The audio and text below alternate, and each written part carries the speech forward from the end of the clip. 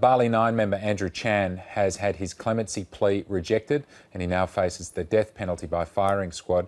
Earlier this morning, his co-accused Myuran Sukumaran received notice that his appeal had been turned down. Yes, that was last month. Now, Melbourne pastor Christie Buckingham, well, she's travelled regularly with her husband to Carabocan prison to see both men. She's part of the Mercy campaign, and she joins us along with Indonesian expert Professor Frank Palmos. Thank you to both of you this morning for coming in. This is must be heartbreaking for you. You've really genuinely worked with these two men and believe that they have been quite transformed from when they committed the crime over 10 years ago. Yes, and to see their efforts, and they are selfless efforts on a daily basis. They work very hard inside that prison to help others that will actually be being released. So the news is daunting, and as you can imagine, I've been in contact with the families, and it's daunting. And Frank, where to from now? What can the Australian government do, if anything, at this late hour now for the members of the so-called Bali 9? Well, I'd be inclined not to do anything. In fact, I think the Prime Minister's been very poorly informed. There's a saying in Indonesia that is very appropriate for this, and it goes something like this: "Bungkem dalam seribu bahasa." That means you should remain silent in 1,000 languages. I don't think that it was appropriate for him I don't think it will be appropriate for him to make any further appeals on behalf of these boys. The situation is obviously dire for them, but then again, it's self-serving for them to rehabilitate themselves and to be seen as wishing to save their lives. And perhaps it's better for them to be in sort of a situation where you're just endlessly in a jail in Bali than facing a firing squad. But I think they'll be shot, and I think they'll be shot fairly quickly. And do you think, Frank, that, for example, we saw that happening last week where 6 people were shot, plaintive requests from the Netherlands government fell on deaf ears? Do you think that harmed the case, or do you think there is just no other way forward but the firing squad here? Well, certainly for the Netherlands to withdraw their ambassador is a height of hypocrisy, because it's only, remember, you're speaking now to an historian who's studied the interference of the Dutch government, have killed tens of thousands of Indonesians to stop them becoming independent. Whereas Australia has a much better record in promoting their independence. So for them to withdraw an ambassador in protest over this matter is rather hypocritical in my opinion. But let me just point out one other thing here, and Christie's making a very good point. But the population of New Zealand is 4.4 million. So the entire population of New Zealand within Indonesia, there are 4.4 million totally ruined addicts now. They are a huge drain on the economy.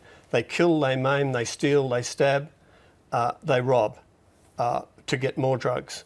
These drugs are coming in from all over Southeast Asia, Myanmar, Thailand, Afghanistan, and so on. They're very cheap to make, and they're very easily landed in Indonesia because we've got hundreds and hundreds of islands and they're unable to protect their borders.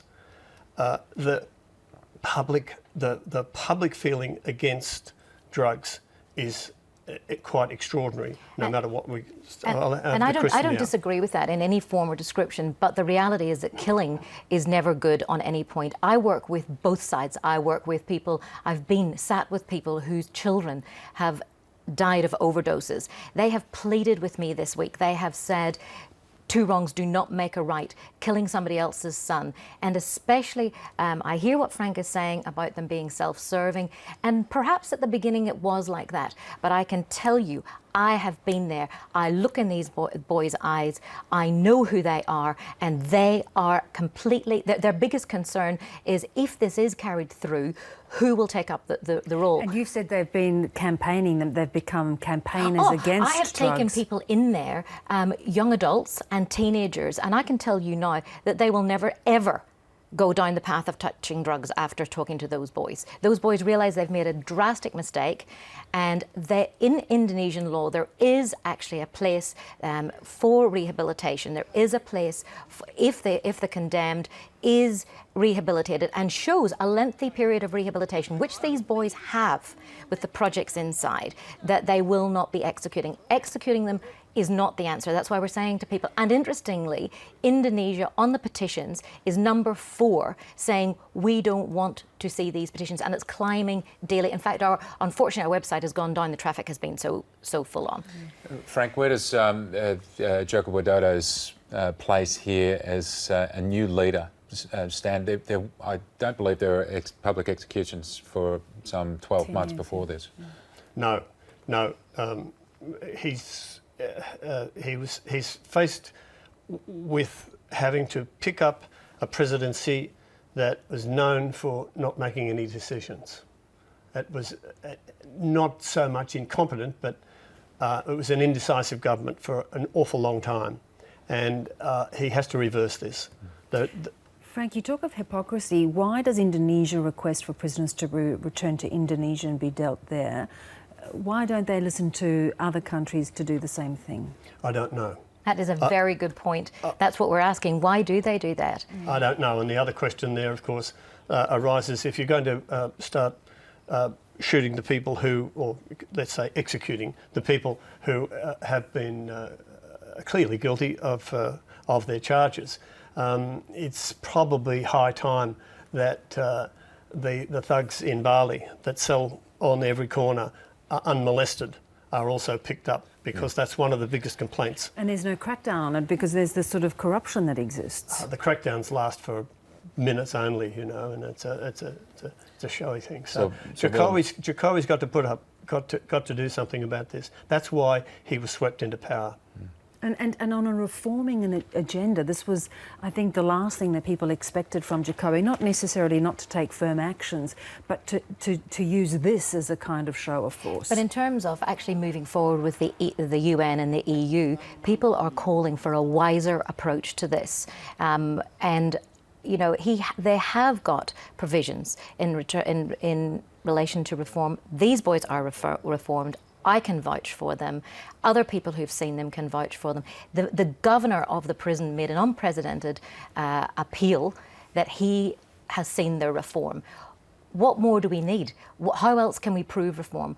And so the people around them, prisoners that are now in jobs, now living responsible lives because of their reformation programs. Just finally, what have you made? We spoke earlier in the week about how there doesn't seem to be a massive groundswell of a vocal campaign to have these two not executed.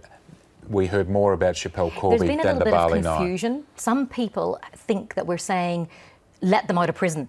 That's absolutely ridiculous. We are not saying that. We are saying they are in a unique position. I visited Andrew one day and I said, are you okay? And he said, I've just had a problem.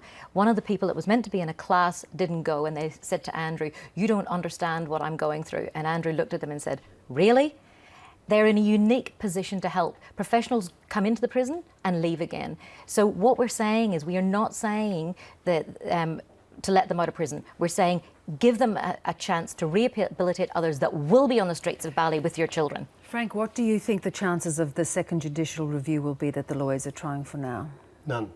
No chance at all? Won't even come before the courts? No. And how early do you think? Get used to it. How early do you think? Follow Julie Bishop's advice, who's a magnificent foreign minister, and I think if the Prime Minister... so is Julie Bishop giving contradictory advice to that Tony Abbott is acting on? I don't think so. I think that she would have followed that ancient Javanese saying, silence in 1,000 languages.